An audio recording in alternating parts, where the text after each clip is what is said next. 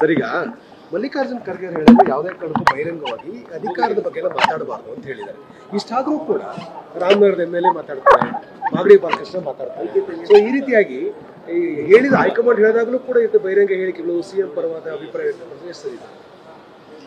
ಅದ್ರ ಬಗ್ಗೆ ನಾನೇನು ಕಾಮೆಂಟ್ ಮಾಡೋಕ್ಕಾಗೋದಿಲ್ಲ. ಈಗ ಅಧ್ಯಕ್ಷರು ಹೇಳಿದ ಮೇಲೆ ಎಲ್ಲರೂ ಅದನ್ನು ಫಾಲೋ ಮಾಡಬೇಕು. AICC ಅಧ್ಯಕ್ಷರು ಇದ್ಮೇಲೆ ಅದು ಮುಂದೆ ಬಿಟ್ಟಿರ್ತಕ್ಕಂಥದ್ದು ನಾಯಕರು ಅವರೇ ತೀರ್ಮಾನಗಳು ತೆಗೆದುಕೊಳ್ಬೇಕು. ಅದ್ರ ಬಗ್ಗೆ ನಾನೇನು ಕಾಮೆಂಟ್ ಮಾಡೋಕ್ಕಾಗಲ್ಲ. ಒಂದು ಸಿದ್ದರಾಮಯ್ಯ ಪರವಾಗಿ ಬ್ಯಾಟಿಂಗ್ ಮಾಡಿದವ್ರ ಬಗ್ಗೆ ಕ್ರಮ ತೆಗೆದುಕೊಂಡು DK ಶಿವಕುಮಾರ್ ಹೇಳ್ತಾರೆ. ಈಗ DK ಶಿವಕುಮಾರ್ ಪರವಾಗಿ ಬ್ಯಾಟಿಂಗ್ ಮಾಡಿರ್ತಕ್ಕಂಥ MLA ಯಾಕೆ ಕ್ರಮ ತೆಗೆದುಕೊಳ್ಳಿ? ಇಲ್ಲ, ಅಶಿಸ್ತು ಅಂತಕ್ಕಂಥದ್ದು ಅದು ಸಿದ್ದರಾಮಯ್ಯನವರು, DK ಶಿವಕುಮಾರ್, ಹರಿಪ್ರಸಾದ್ ಅಂತ ಬರೋಲ್ಲ. ಅಶಿಸ್ತೆ.